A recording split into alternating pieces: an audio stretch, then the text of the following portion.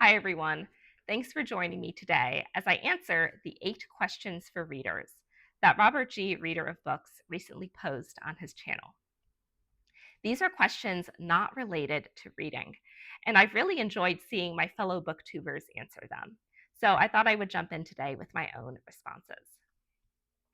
The first question asks, what is your favorite kind of food? The type of food that first came to mind is Indian food. I have a long history of enjoying Indian cuisine. I grew up in a neighborhood alongside a number of immigrants from India. And often my neighbors would very graciously share homemade dishes with my family or even invite my family to join in birthdays or other celebrations that were catered by local Indian restaurants. So I really loved all of the dishes that I tried, but I developed an especial fondness for biryani. One of my neighbors made a wonderful homemade biryani that I love trying whenever I got the opportunity, even though I did find it quite spicy in my childhood. And now there is a local Indian restaurant in the city where I now live that makes a biryani that feels just pulled from my childhood memories. So I have to say Indian food as my favorite kind of food. The second question asks about my favorite kind of music. This one required a little bit of thought for me, but I think that most of the types of music that I enjoy would fall under the alternative rock umbrella. Now, I know that is a pretty broad category encompassing a variety of music styles, different decades of music. Um, but I feel that that's probably the best descriptor for the types of music that I listen to most often. Now, in my music listening journey, I have the goal of listening to more full length albums because I don't normally listen to music in the album format. And that's because I listened to a lot of radio growing up.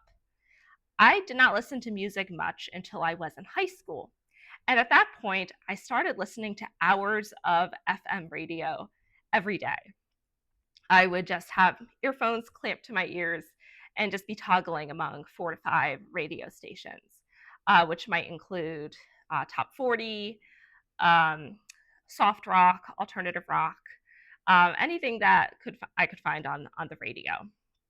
So as a result, I got used to listening to music song by song rather than spending sustained time with any one artist.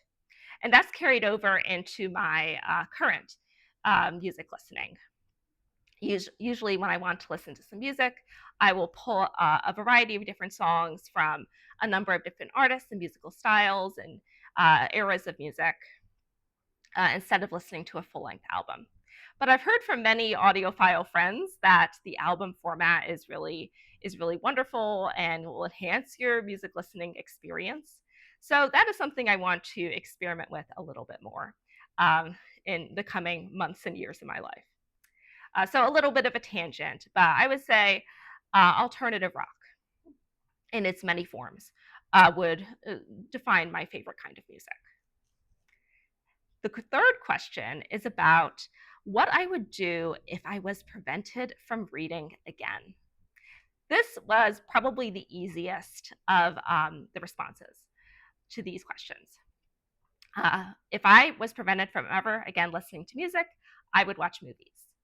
I have been a movie fan for most of my life. My dad was a film buff, and growing up, every week we would watch a movie together, typically something made between 1930 and 1970. So, really, the golden age of Hollywood. So, I developed a real affection for movies from that time period. And now I continue to watch a lot of classic films as well as a lot of contemporary ones as well. I love movies. That is certainly the hobby that I would pursue if, for whatever reason, I could no longer read. Question 4 is about my favorite city. Now, I've only lived in 2 cities in my life, And I was tempted to name the city where I currently live as my favorite city. But for privacy reasons, I don't think I'll do that. Instead, I'll talk about a formative time that I spent in London. During my last year of college, I got a scholarship to participate in a 2-week study abroad program in London. This class was based around seeing theatrical productions, not to learn how to be an actor myself. I have no acting um, experience or ability, but to appreciate theater as a viewer. This class was housed in the English department. So we read a few of the scripts for the plays as well. And this was a absolutely wonderful experience. I got to see 21 plays in 2 weeks, which sounds like a lot, and it was a lot. Often we were seeing 3 plays a day, uh, which required some stamina, but was really worth it in the end. So I got to see everything from a children's pantomime production to 3 productions from the Royal Shakespeare Company. I didn't get to see those at the Globe, unfortunately. It was at the Barbican, but I still really appreciated the quality of those performances. So, in addition to seeing a wonderful range of plays, I also felt a great sense of self confidence as I navigated London, often with myself and sometimes, or by myself, and sometimes with a group of classmates. And that sense of self confidence stuck with me even after I returned from London, after those 2 weeks had ended. So I'll go with London as my favorite city because I have such cherished memories of being there. But granted, 2 weeks is barely any time to spend in a city. So that is likely to change as I travel to new places and live in new places.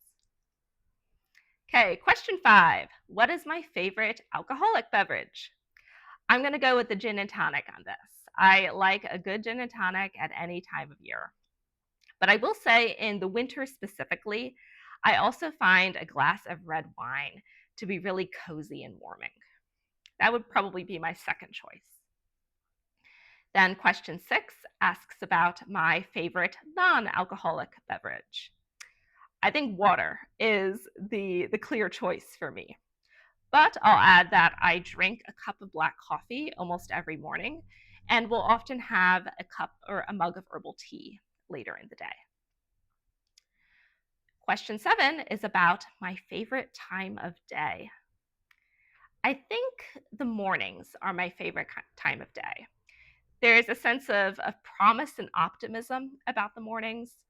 Often I will read in the mornings um, to get myself ready for writing later in the day. I'm usually an afternoon writer, and being around literature as a reader in the morning will get me in more of a writing frame of mind in the afternoon. I do wish I was more of an early morning person. It's been fascinating to hear some of my fellow booktubers talk about their appreciation for the very early mornings, like around dawn. That is not usually a time when I am awake. But next year, starting in January, I will be teaching a college class 2 days a week that begins at 8:30 a.m. So perhaps I'll become more of an early morning person, whether I like it or not. Then finally, question 8 inquires about my favorite season. Now, I really understand the appeal of fall. If you asked me this question, um, most times I would say fall. There's something just so calm and cozy about the fall. I was born during that season, and it offers a welcome reprieve from the heat and humidity of the summer. But I do want to put in a plug for spring as well, especially being outside regularly during the spring.